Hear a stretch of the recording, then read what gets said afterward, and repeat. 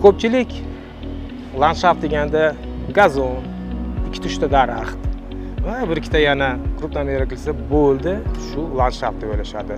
Lekin bahor gullari bog' yaratganda bu aslo bunday emas. Biz nafaqat landshaft, balki funksionallik va taassurot ham yaratamiz. Assalomu alaykum, men ismim Ruslanbek Jonbayev va bu Bahor gullari kanali.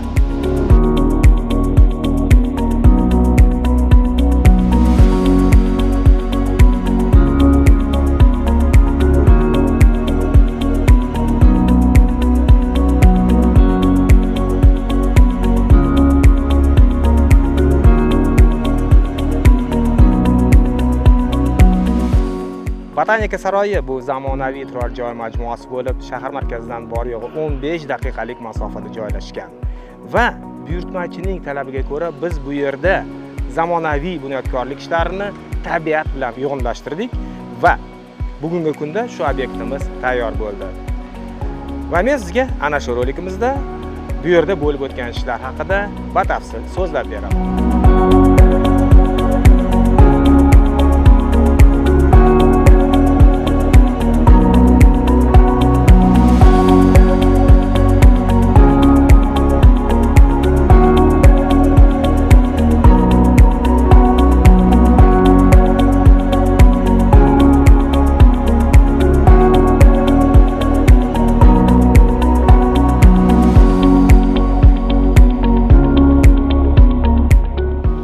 Biz shahar muhitida tabiiy uyg'unlik konsepsiyasiga amal qildik. Botanika saroyi katta shaharda joylashgan bo'lib, ko'kalamzorlashtirish jami 1500 kvadrat metr hududda olib borildi. 15 xildan ko'p gul, ularning soni esa 7000 dan ortiq bo'ldi. Shuning uchun landshaft loyihasi buyurtmachiga ham ruhiyatni tinchlantiradigan, ham orom beruvchi tusda taklif etildi.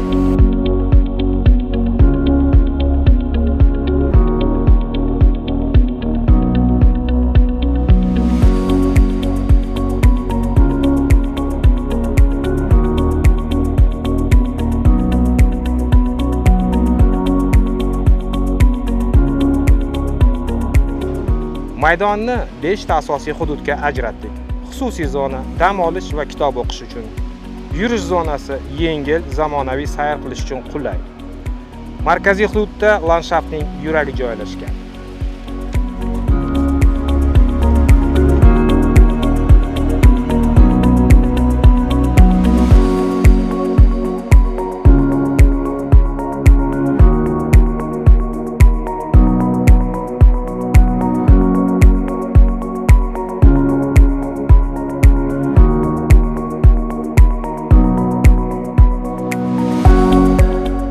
Majmuamizda ko'p xonali xonadonlar bor va ularning odatda bir va undan ko'p farzandlari bo'ladi. Shu yerda yaratilgan bolalar maydonchasini ham chiroyli qilib bezatdik. Soya salqini uchun xizmat qiladigan kichik hovuz atrofi ham ko'kalamzorlashtirildi.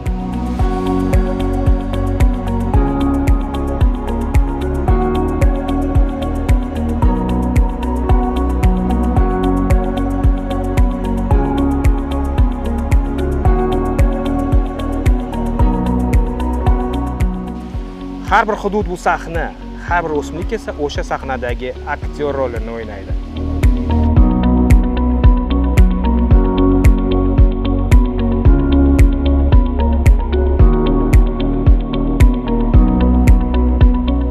Bu loyiha uchun 109 dan ortiq turdagi o'simliklar tanlab olindi, lekin tasodifan emas.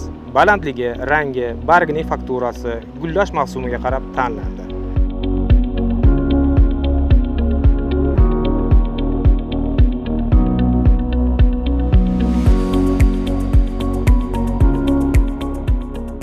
Katta daraxtlardan pisardiol xorisi, fasigata rizonika kiparisi, betakror ranglari uchun va kaskatrush rabini psevdokatsiyasi ham tanlandi.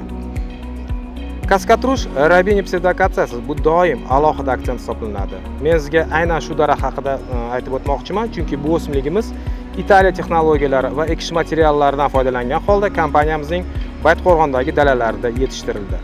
Gullari pushtirang, barglari mayda va shoxlari soyabon shaklida bo'lgani bilan ajralib turadi. Bu daraxtimiz qurg'oqchilikka chidamlilik bilan ham mashhur. Landshaft dizaynida yakka holda yoki dominant sifatida ekish uchun juda mos. Balandligi 4-6 metrgacha, gullashi aprel-may oylariga to'g'ri keladi. Xususiyatlari yorug'likni yaxshi ko'radi, kam parvarish va sovuqqa chidamli.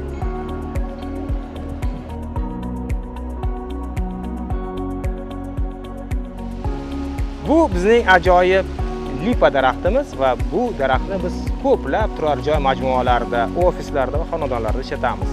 Chunki bu o'simligimiz nafaqat baland va chiroyli, balki gullaganda ham uning ajoyib premium fransuz parfyumlar kabi ajoyib ifori bor. Ana shu uchun ham bu o'simligimizni landshaft dizaynlari juda ham yaxshi ko'rishadi.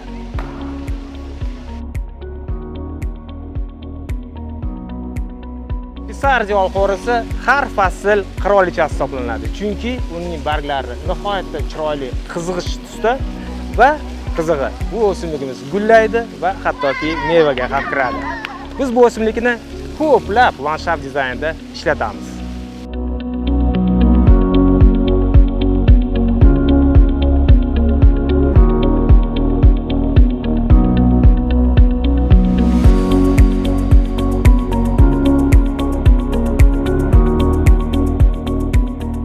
Ana shu obyektimizda biz Arizonika fasciata kiparisini ham ishlatdik.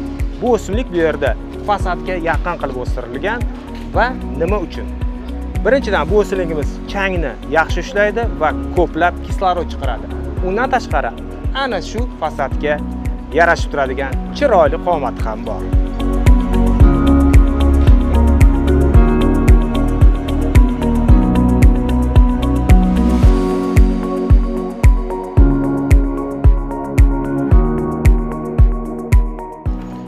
Butalardan Yapon speriyasi, Thunberg barbarisi, Yapon Benkamasaki bereskleti kabi butalar maydonni chiroyli qilib hududlarni ajratishda ishlatilgan.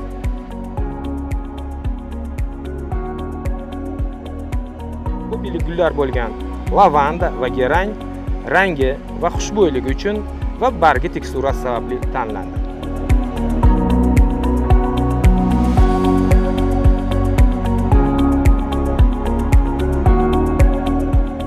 Har bir zona o'z vazifasiga ega. Dam olish hududi yumshoq fakturali, xushbo'y o'simliklar bilan, yo'laklar bo'yi tekis, strukturali va soya yorug'lik o'yinini ajratib turish uchun ishlatildi. Bolalar zonasi xavfsiz va gippoallergen o'simliklar, fasad oldi doimo yashil va shinam dizayn ko'rinishdagi o'simliklar ekildi. Avtomatik sug'orish va yorug'lik tizimi mukammal ravishda joylandi.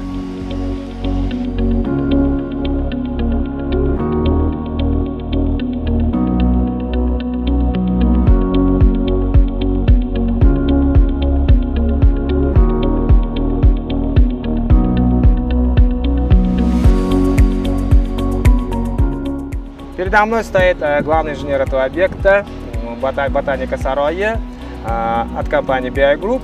Думан, он является здесь главным инженером этого проекта.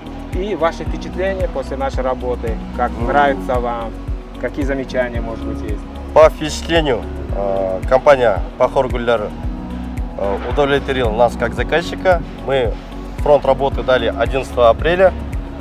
С тех пор ровно за месяц все зеленые насаждения были высажены. И как заказчик мы ставили следующую задачу, чтобы все растения были адаптированы под климат Ташкента с учетом освещенности, почвы и сезонности. Таким образом, все зеленые насаждения у нас круглый год цветут и всегда они зеленые. Я надеюсь, что наши клиенты будут довольны и наш двор будет примером для всего Ташкента и Узбекистана. Ну, значит, всеми нашими работами вы довольны. Мы здесь старались приблизить природу, потому что вы сказали, природу с этим современным жилищным комплексом. И я надеюсь, мы добились этого. Да, кстати, цифры очень впечатляют. Были высажены около 5000 растений. 7 это тысяч. даже 7000, да? Больше с учетом 7 тысяч. добавленных других растений, больше 7000 растений. Это итого 100... Сколько видов растений? 109. 109 видов растений. Из них только 15 у нас идут только цветущие растения. Да. Также нас удивил тот подход, что круглый год цветущие растения высажены в отдельную клумбу, а те, которые требуют сезонных уходов, в отдельную клумбу. То есть это дополнительная забота для нашей сервисной компании, то, что мы можем только локально укрыть, да, остальное место оставить вечно зелеными. За это огромная благодарность. Это вам спасибо. И самое главное, что вы довольны, значит, ваши клиенты, жители этого дома тоже будут довольны. Да. Ждем вас на следующих проектах. Спасибо. Спасибо.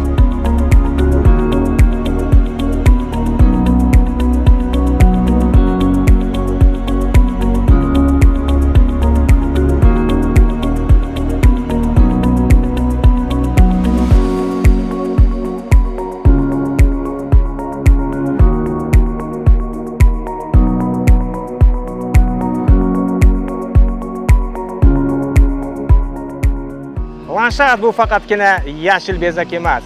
Bu sifatli hayotga investitsiyadir. Bahor gullari sizga o'zingizga mos, byudjetingizga mos, hovlingizga mos landshat yaratib beradi. Biz faqatgina landshat yaratmaymiz. Biz aqlli bog' yaratamiz. Agarda siz ham ana shunday landshatni istasangiz, biz bilan bog'laning.